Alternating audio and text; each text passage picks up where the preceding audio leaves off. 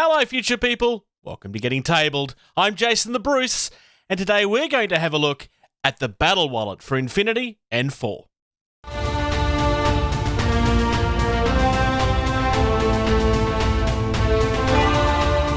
So, having a look at another Battle Kiwi purchase again today. Yes, purchase. And this is the Battle Wallet. So this is the equivalent for the Age of Sigmar version that I showed you recently. So this, again, is a pre-built kit. As I open this, you will see that it's not all in separate pieces. I don't have to build this. It's already together. This is not just a holder like the Age of Sigmar was. This actually includes a whole bucket load of tokens as well. Now, people may be wondering why I purchased the full version for N4 when they sell one specifically for Code 1. Because at some stage, look, if I enjoy it, then obviously I'm going to go up to the full version of the game anyway. So I bought the full version rather than having to pay postage a second time and buy the upgrade pack next. All right, and here we are with the Battle Wallet. So as you can see, this is completely built already. And we start by removing the lid. Nice and simple. And this comes in several layers. So, these two are exactly the same. We have another one here with lots of different templates. So there's a little hole down here, so I can lift that out. And here we have lots of different silhouettes. Now, I know the writing is not super clear on the camera right now. There we go. So we've got our S8, we've got S4x7, so on and so forth. This is a measurement ruler. That's 4 inches, 2 inches, just so that you can keep track of the size of the silhouettes. Another one here, and another one here. So, one silhouette,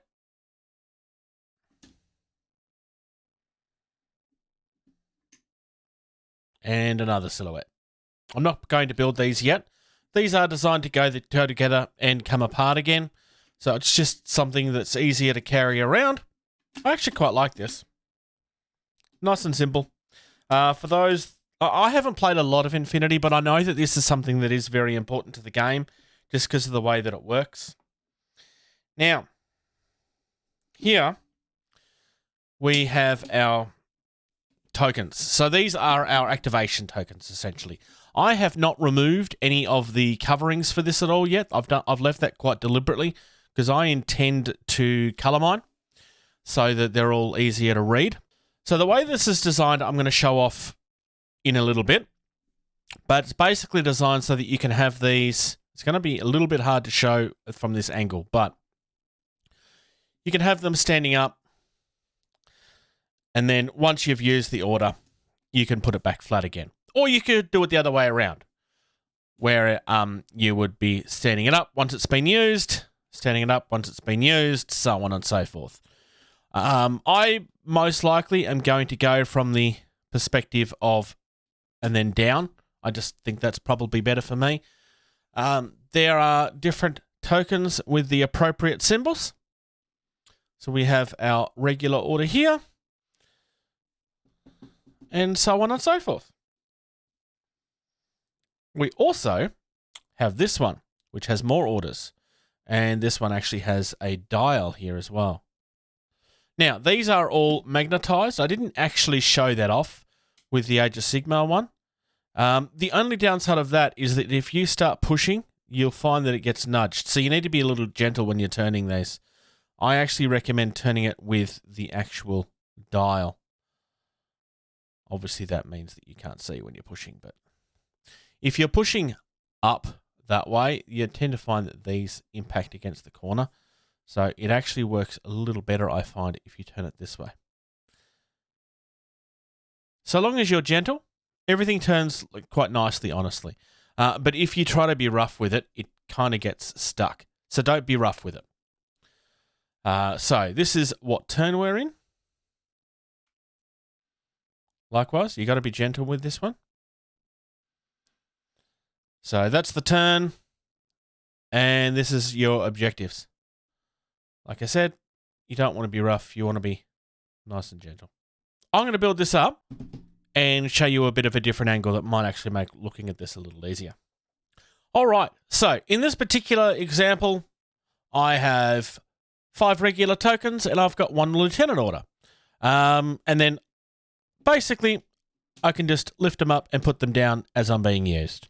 It's really quite simple, honestly. There's nothing really complicated about this at all. And because they've designed all of their own tokens, they can design it so that it works perfectly with their tokens. It also does come with extra trays. So if you do have, so these are the first 2 trays in the lid that I came across the first time. So the good thing about that is that if you have an army that puts down certain types of tokens, or you have things that you know that your force is going to need quite regularly, you can lay this out with whatever tokens you want. So you don't have to go about and order extra stuff. Likewise, if you don't have enough room in this particular kit, which, well, I'm only planning on code 1 at this stage, but it gives me upgrade room. But if I want to add on upgrades, I can add them literally at any point because it's all magnetized and it's all designed to work together. So it actually works really, really easily from that perspective. It's a really simple concept, but it's a concept that's done really well. Honestly, I think they've done really well here. I am a fan of Battle Kiwi, but that's honestly because they make really good products. That's the N4 Battle Wallet. I think there's definitely a couple of improvements for this over the Age of Sigmar one that we talked about last time.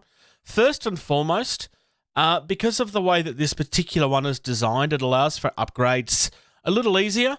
Whereas in the Battle Times one, if you was to have 2 or 3 different armies, the holders on that would get quite, like you wouldn't be able to fit any more in that than what I'd already done.